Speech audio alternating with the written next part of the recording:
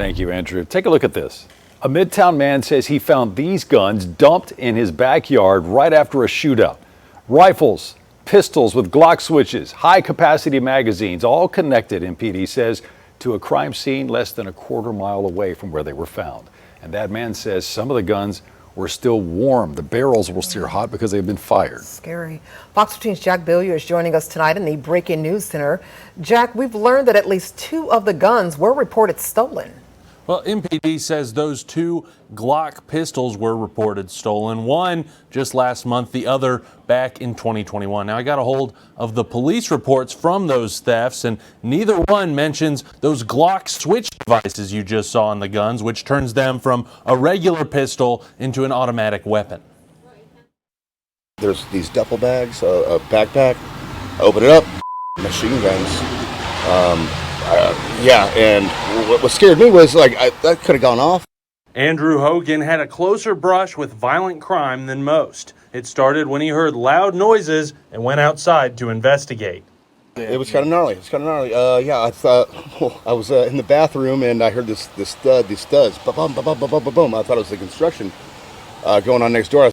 Neighbors say there was a party at a short-term vacation rental Tuesday night near the corner of Carr and Diana, just a short walk from the bars and restaurants of Cooper Young. The next day at around 3 in the afternoon, shooting broke out. The party's host told MPD some of the people who were at the party got into a gunfight. Cars, dumpsters, and homes were riddled with bullets, shells were scattered all over the ground, and one man was even hit in the leg. That all happened about a quarter mile from Hogan's house on Peabody Avenue. It's scary, you know. I mean, we got kids living all up and down the street. This Airbnb right behind us has been a nuisance all summer long. Sure. All summer long. It needs to be shut down.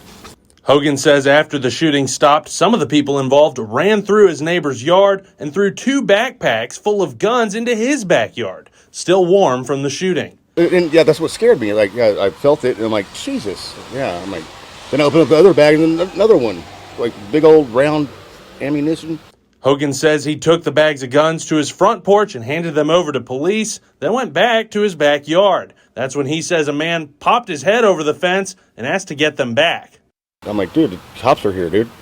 Jeez, wow, dude. You know, the audacity to circle back and say, can I have it back? Yeah, right? I mean, wow, dude. Like, I didn't know. I thought I was getting punked for a minute.